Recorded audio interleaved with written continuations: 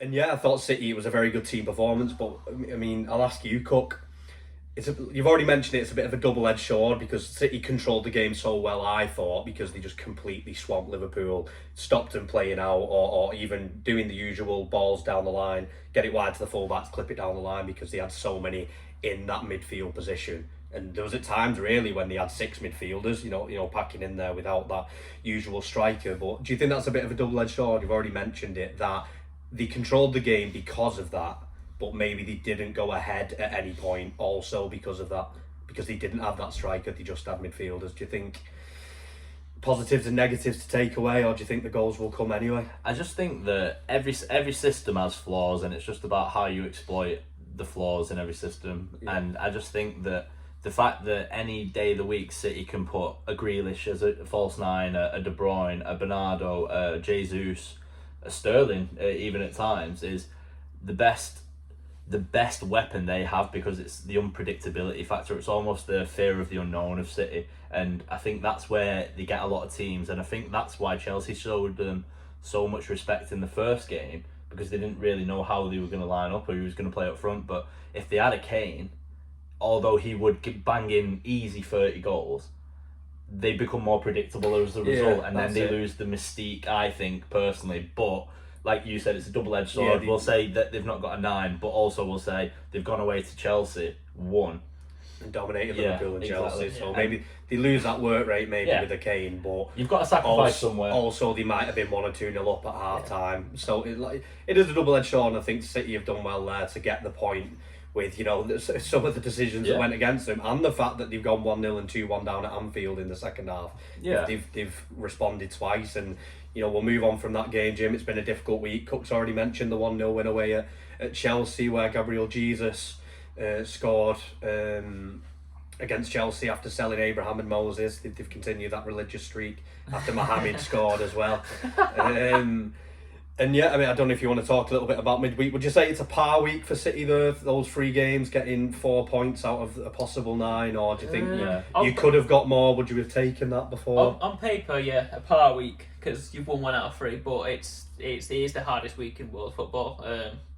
If you was to ask me who the best 3 teams are other than City, I'd probably say Liverpool, PSG and Chelsea. Bayern probably run them close, but I think a very good week upon reflection of how the teams actually performed. I was a bit worried kind of, thinking how well everyone else has strengthened, and especially how the City started the season. At Spurs, you're thinking, I don't know if this could just be one of them years. But at Chelsea, it really shocked me. It took me back. I thought they were nothing short of incredible, really. I mean, Chelsea are one of the most on-form teams since Tuchel's been there. He's had Pep's number, but completely swaps it around, and he had Chelsea weren't in the game. I feel like we showed you too much respect. I feel like we were overly cautious. And but I feel that was the effect of how the game started, and City didn't let you out. I agree. You just got penned in, and then midweek to go to Paris, and we lost. But I think if you watch the game, I think City were the better side. Definitely, just 2 moments happened where he got a goal from a deflection, fell to Idrissa, and then a great finish. And the second goal is Messi being Messi. There's not much you can stop off. It's like the Salah goal. You can't stop stuff like that, I don't think. And then we dominated Liverpool. So on a different week, being more clinical, better in the final third, you win all them 3 games, which is a bit mad to me. I don't think any team's got a right to win all them 3 games. 100%. I just think if I'd have said to you, for example, all right, you'll lose against PSG in the Champions League, but you'll go away to Anfield, you'll get a draw, and you'll beat Chelsea away. I feel like you snapped my hand off that. He's definitely, because losing your second group game, especially when PSG drew their first one anyway. We did too. And we've won. It's insignificant, really. We're back to back at Bruges now. The next 2 games, you win them, you're on 9 points, you're probably through. Yeah. And Leipzig look awful, so you probably beat them away as well. Yeah. Chelsea was the big one, because they were in some good form, and Liverpool had dropped points at Brentford the week before anyway, so they kind of let you in themselves. So the results definitely fell the right way for City, but I think they fully deserved. City performed really well, and I think it stands on something about the double-edged sword and the way City play. I think I was watching that game thinking Grealish isn't doing much here, but you need a bit of pace to get over top of Liverpool. Yeah. But then when Grealish came off, If you watch it back and look at the numbers, look how often Fabinho got involved after Grealish went off. And if you watch Grealish's performance, he just didn't let Fabinho have the ball. He came up in the second half, fewest touches. Fabinho was second.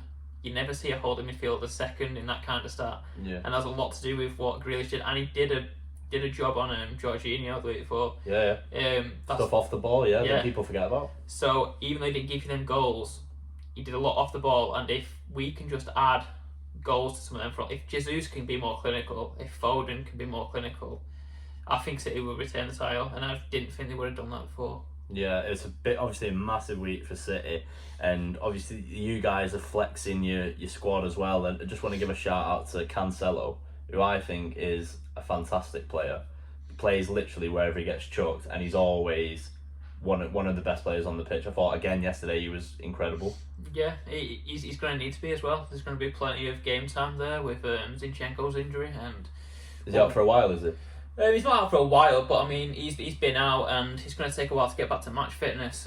He's a good player as well. Exactly, and Kyle Walker's fitness, he always seems to come off and not play cup games a lot. So Cancelo's played a lot more this season, and I think he will play the most minutes this year than he ever has done for City anyway.